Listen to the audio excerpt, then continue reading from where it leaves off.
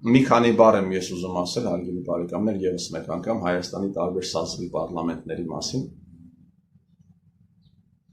Ուրեմն 6-րդ գումարման ազգային ժողովը ձևավորվել է 2017 թվականի ապրիլի 2-ին տեղի ունեցած ընտրությունների հետևանքով։ Ուրեմն ռեյտինգային ընտրակարգ կար այդ ժամանակ, կուսակցականները իրար դեմել էին պայքարում եւ տեղի ունեցավ հերթական անգամ հանրապետական բանդայի ներկայացուցիչների կողմից, ոչ միայն հանրապետականներն էին փող բաժանում, գլխավորապես այդ փարոսը ազգային իրենց ձեռքում էր ընտրակաշարքի։ Հանրապետական կուսակցության ունևոր ներկայացուցիչները, ջոչերը տոպրակներով փողեր էին բաժանում։ Այդ պարլամենտը ձևավորվեց զանգվածային ընտրախախտումների հետևանքով։ Մարդիկ կային Շիրակի մարզում, մի 10,000 է տալիս էին, ասում էին 5,000 նկարես կբերես, բյուլետենը 5,000-ն էլ այդ ժամանակ կտանք։ Կային մարդիկ, ովքեր զանգվածային փողը, զանգվածապար փող էին բաժանում, չէին ընտրվում, գնում կռվով դավով իրենց փողերը հետ էին պահանջում, մի խոսքով այդ ամենը ոչ միայն Գյումրիում էր, Շիրակի մարզում էր, այլ Հայաստանի բոլոր մարզերում, Վանաձոր, Լոռում, Լոռուց մինչև Սյունիք։ Մի խոսքով այդ պարլամենտը, որը օրհնեց կաթողիկոսը, հետաքրքիր բան պիտի ասեմ, ինչքան իշխանություններն ապօրինի են, կաթողիկոսը ավելի մեծ խանդավառությամբ էր օրհնում, շնորհավորում, հաջողություններ ցանկանում, որպեսզի ել ավելի կեղեքեն երևի երկիրը։ Եվ նաև այդ պարլամենտի վերաբերյալ պիտի ասեմ, որ հենց այդ պարլամենտն էր, որ Փաշինյան Նիկոլին կարգեց Հայաստանի Հանրապետության վարչապետ։ Այդ պարլամենտի օրոք էր, որ Սերժիկը եւ Միքայելը սարքեցին կեղծ բեմականացված հեղափոխություն, հանրապետականների մի մասը դուրս էր գալիս, ասում էր դուք գալիս եք Արցախը, հակաարցախյան շարժում է, այսինչ եք անում, մյուս մասը քվեարկում էր Նիկոլի օգտին։ Մի կողմից ասում են սա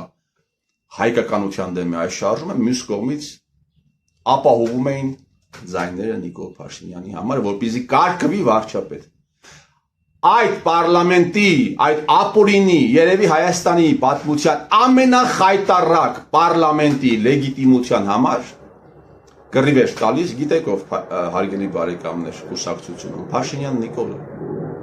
Փաշինյան Նիկոլը այդ պարլամենտի լեգիտիմության համար կռիվ էր տալիս, հրապարակայնորեն ընդունում էր պարլամենտի լեգիտիմությունը, Թաթուլ Հակոբյանին 17 թվականի սեպտեմբեր տված հարցազրույցում, ոչ միայն ինքը, այլ նաև Փաշինյանի մանկլավիկները, Ալեն Սիմոնյան, Արադ Միրզան, ով պիտի հետագայում պարզվեր ազգային անվտանգության ծառայության գործակալը եւ այսպես շարունակ։ Եվ այդ պարլամենտը, հարգելի բարեկամներ, որտեղ մեծամասնություն էին ազգային ուժերը, հանրապետական, այսպես կոչված ազգային ուժեր, հա, Բարգավաճ, ազգային դաշնակցություն եւ ապազգային ելք։ Էդմոն Մարուքյան, Լենա Նազարյանը, ազգայնականները, ազգայինները մեծամասնություն էին, ապազգայինները փոքրամասնություն էին։ Եվ ապազգայինների ներկայացուցիչները Հայաստանի Հանրապետության վարչապետներ եւ կուրքը հայ ժողովրդի դուք էիք սարքել։ Ուրեմն այդ պարլամենտի վերահսկողության ժամանակ էր, որ 2018 թվականի վերջ ադրբեջանական զինված ուժերը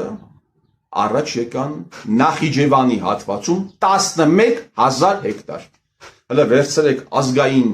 ջոչերի ներկայացուցիչներից տեսնեմ որևէ մեկը այդ հայտարարության վերաբերյալ ինչ-որ հարց Փաշինյան Նիկոլին տվել է։ Ազգային ուժերի ներկայացուցիչներն ասում էին ինչու եք ուզում այս պարլամենտը լուծարվի, չէ՞ որ ինչ օրինագիծ դուք բերում եք, ինչ որոշում դուք կայացնում եք, մենք դրական վիզա ենք տալիս, ձեզ գլուխ էիր գովում, Սերժի բանկլավիկները գլուխ էին գովում։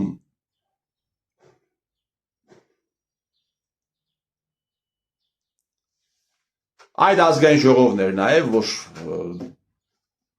այո ասեց Մանվել Գրիգորյանի կալանավորմանը, հիմա էլ գնում են հարգանքի տուրք մատուցել։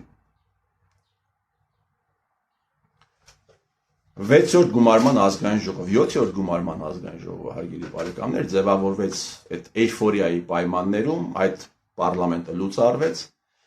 պատմության ամենաանդեմ, ամենախայտառակ, ամենահանցավոր պարլամենտը լուծարվեց եւ տեղը եկավ, այսպես ասած, ուսապարկերի պարլամենտ, որը կազմված էր Նիկոլի ուսապարկերից,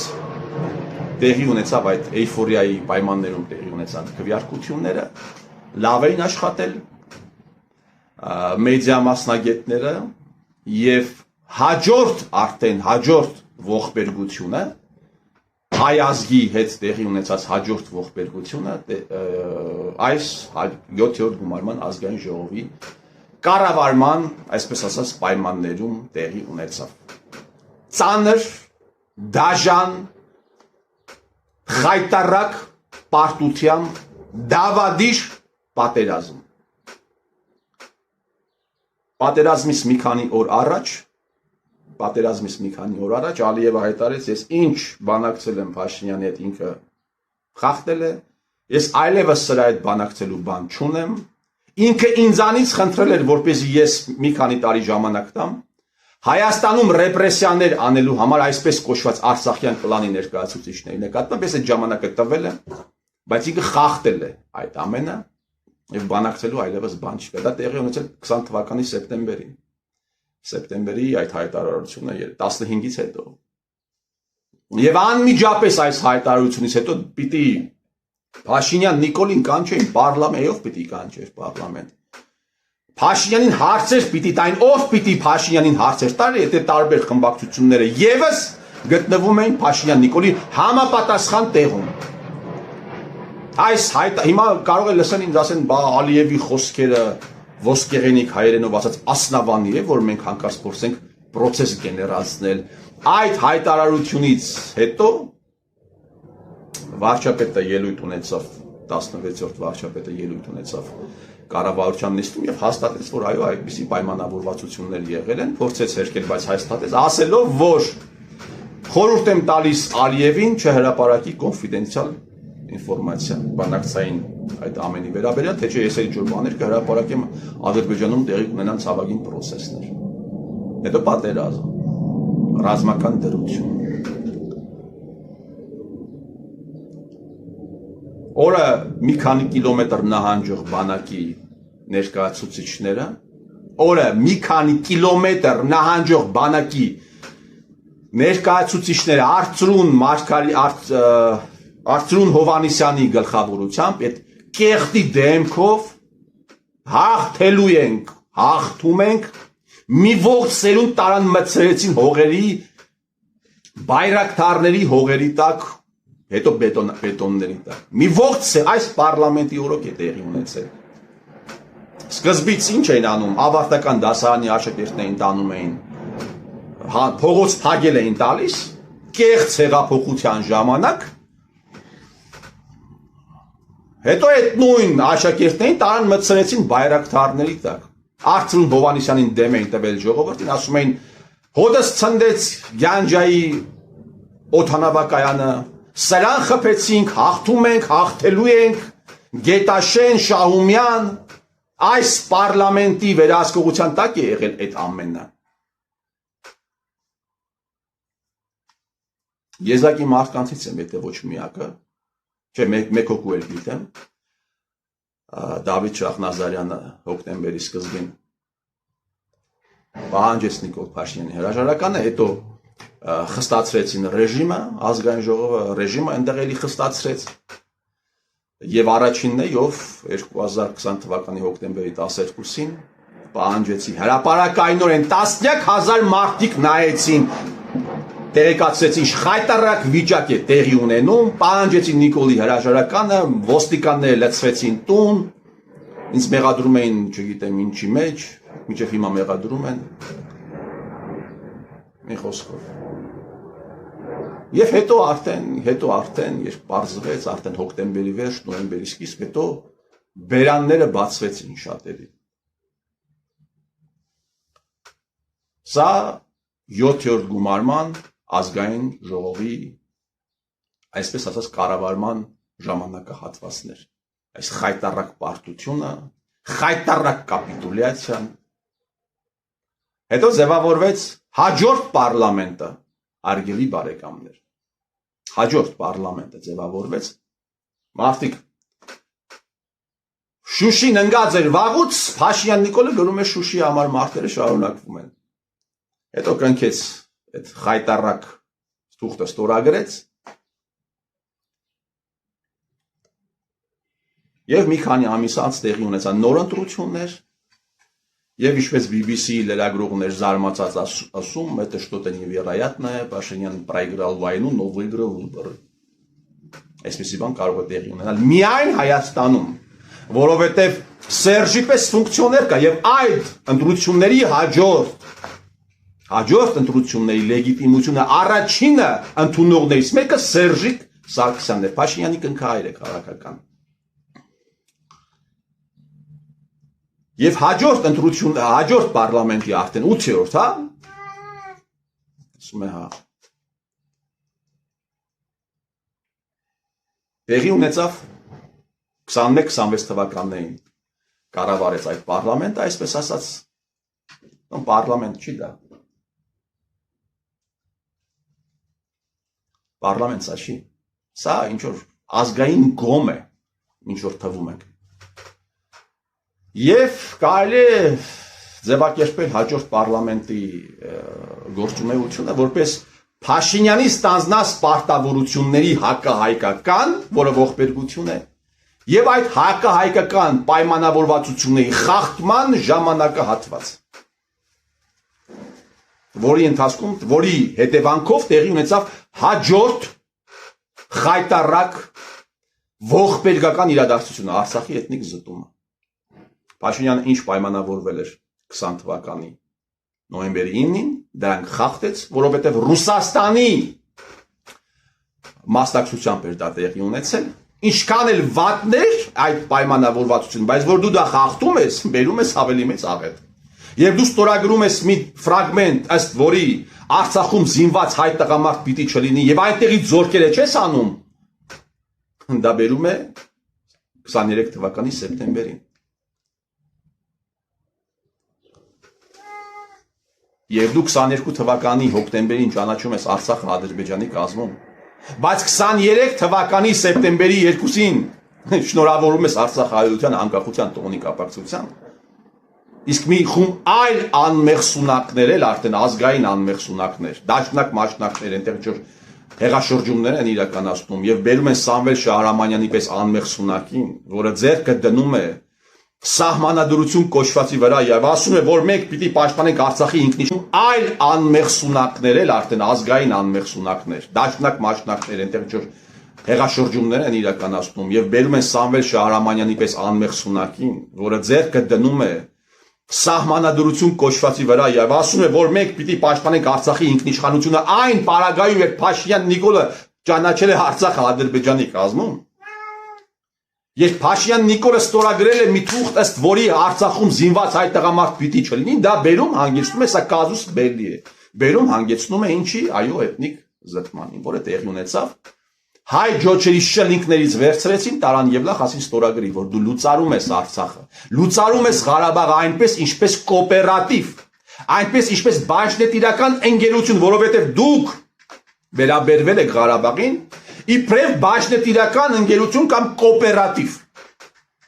Պավեստկաները բաժանել էին տալիս այստեղ Գյումրիում, Վանաձորում, չգիտեմ, տարբեր համայնքներում, քաղաքներում, գյուղերում արցախցի ջոչերը իրենց ունեցվածքներն էին բերում Հայաստանի Հանրապետություն։ Կոմբայնները, հեկերն էին վաճառում ադրբեջանցիներին ստեղից կոմպենսացում ստանում։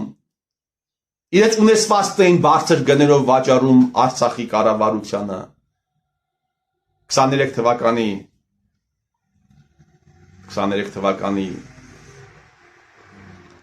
23 թվականին այս պարլամենտ, այդ հաջորդ սազովի պարլամենտի պայմաններում էր, որ Փաշինյան Նիկոլը նաև ջրեց Արցախում տրված օլիգարխներին բոլոր վարկերը, $800 միլիոն վարկ է ջրել։ Իհարկե այնտեղ եղել են նաև սովորական քաղաքացիներ, բայց Այրլուծի բաժինը այն մարդկանց վարկերն եղել, ում դեմ իբրև թե ինքը պայքարել է եւ պայքարում է մինչեւ հիմա։ Տեսնում եք ինչ հանցագործություններ են տեղի ունեցել։ Մեր աչքի առաջ, պատմաբանների աչքի առաջ, իրավաբանների աչքի առաջ, գողական տղեկի աչքի առաջ, դատավորների աչքի առաջ, պաժառնիկների աչքի առաջ, դեպուտատների աչքի առաջ, որովհետև սուտ է եղել ամեն ինչը, հոգևորականների աչքի առաջ,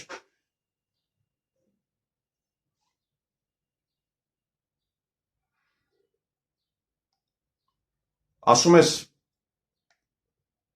դիրքեր կան Հայաստանում, որտեղ մարդիկ հասնում են, անցնելով, դուք սուտ եք հասկանում եք, դուք ինքներդ ձեզ ստատուսներ եք բաժանել, բայց դուք սուտ եք իրականում, դուք ձեզ այդ ամեն ինչը սուտ է,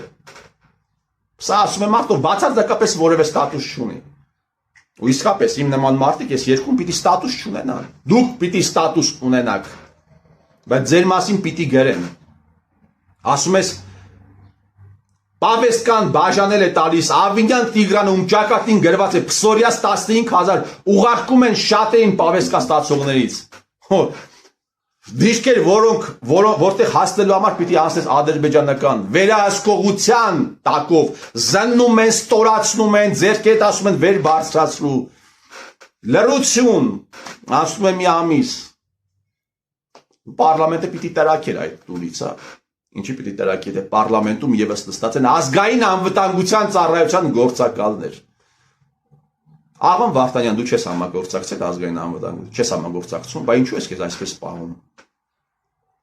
Այդ որ ասում ես, ես պիտի կողքը կանգնեմ Իշխան Սաղաթելյան ազգային անվտանգության ծառայության գործակալ չի, ձեր խմբակիցները գործակալներ չեն, չէ։ Ասում ես այդ լուրը, այդ տեղեկությունը, 360,000 մարդ է միջև հիմա կարտացել նայել, մեկ օրվա ընթացքում մոտ 100,000 մարդ նայեց, լռություն, հետո անցնում է 20-25 օր,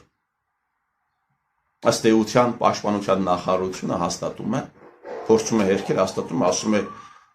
տեղի է ունենում հերթափոխը ըստ կանոնների, ես ինչ եմ ասում, իրենք ինչ են ասում, հետո Պապիկյան Սուրիկը ասում է, դե այդպիսի դիրքեր կան, բայց զննություն տեղի չի ունենում, անցնում են ադրբեջանցիները, հայերն անցնում են ադրբեջանցիների կողքով։ Եվ այս խայտառակությունը, իսկ Պապիկյան Սուրիկը հրապարակային սուտ է խոսում, հրապարակային, այնտեղ կան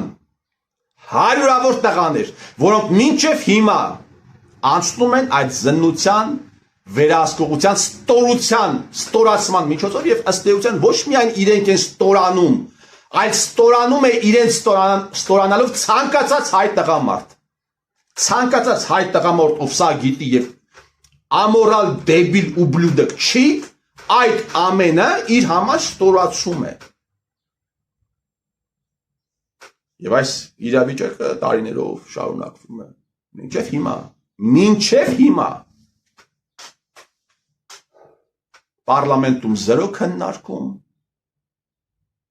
այդ խայտառակությունը տեղի ունեցավ 21 թվականի ընտրությունների հետևանքով ձևավորված պարլամենտի վերահսկողության ներքո։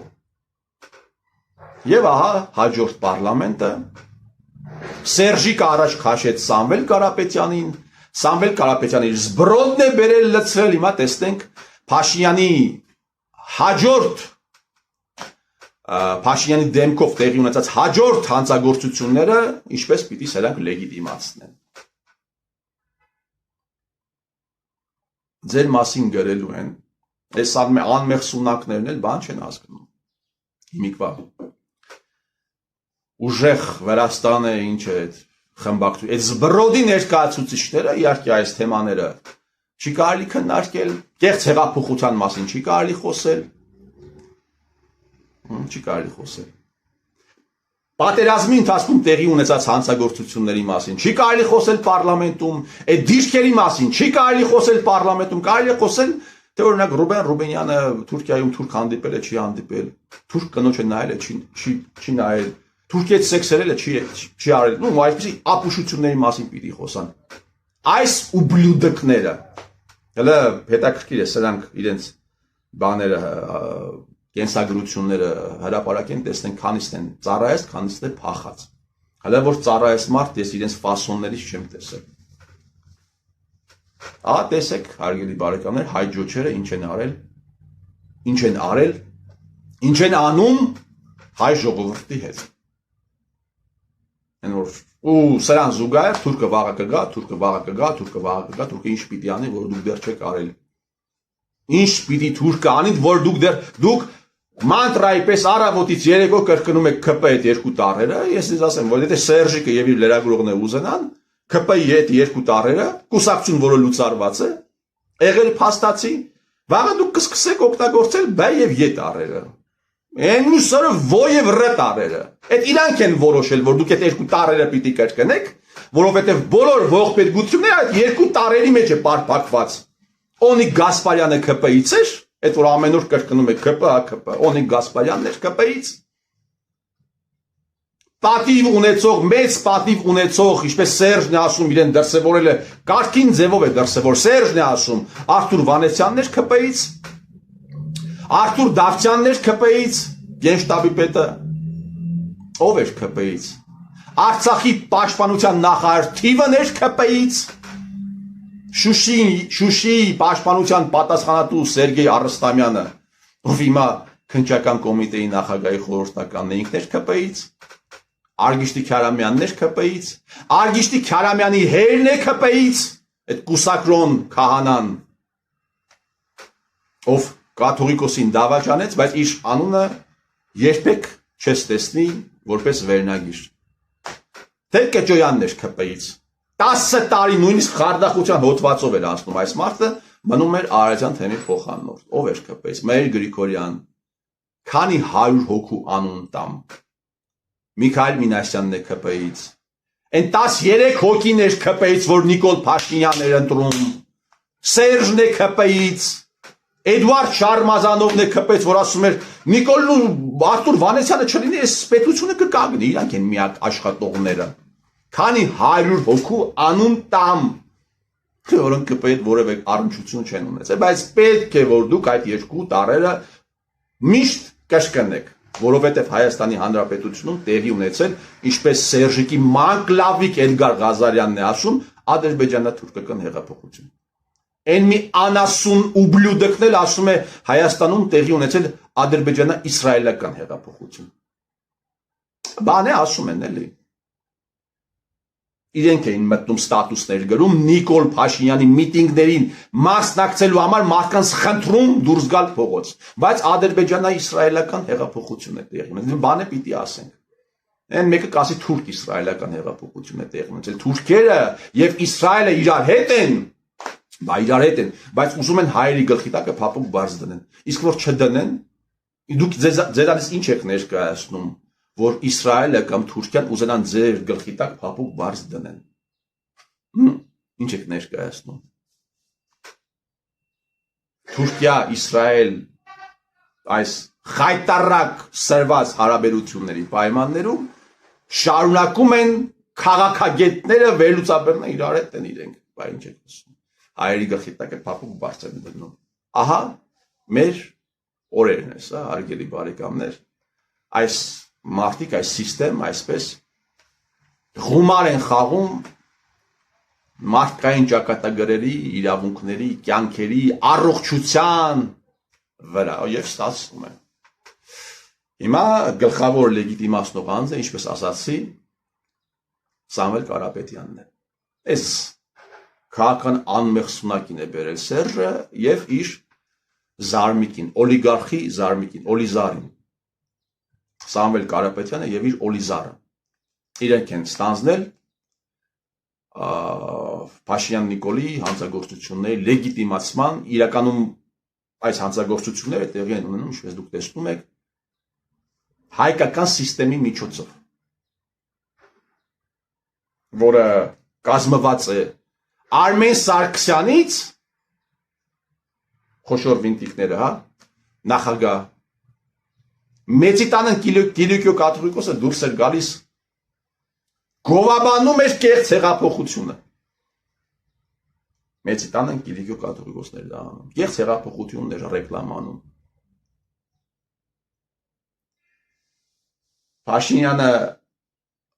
Փաշինյանի հրամանատարության տակ կռվելու համար կոչ էր անում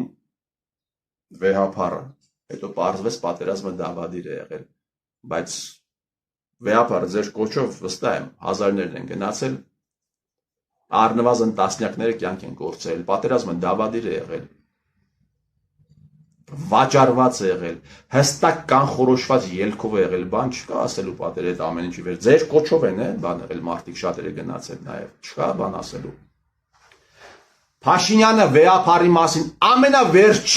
ամենավերջին, սա էլ ասեմ վերջը, ամենավերջին հայտարարությունները կանի, կին ունի, երեխա ունի, ինչ ասես չի ասի։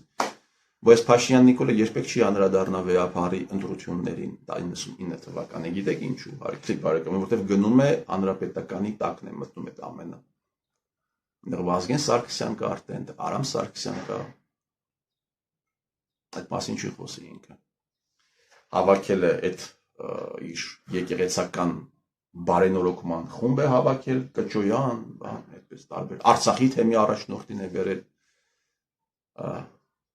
եւ բարենորոգում է եկեղեցին, եկեղեցական վերնախավը, իր իմացած ձևով բարենորոգում, իբրև թե, բայց որը երևի թե վաղուց բարենորոգման կարիք ունի, որովհետև դարձել է ցավոք սրտի թաղման յուրո։ Սա Հայաստանն է, սա Տալդա Հայաստանն է, տեսնենք ինչքան կշարունակվի, ես վստահ եմ, որ այս սիստեմը փլուզվելու է։ Այս սիստեմը փլուզվելու է այս թեմաների մասին հանրային հեռուստաընկերություն։ Այս սիստեմի դեմը պիտի կանգնի հային ցանկությունն է, որ հայի ձեռքով փլուզվի այս սիստեմը, իսկ եթե ոչ թող օտարի ձեռքով փլուզվի։ Ես ձեր տիրոջ մերը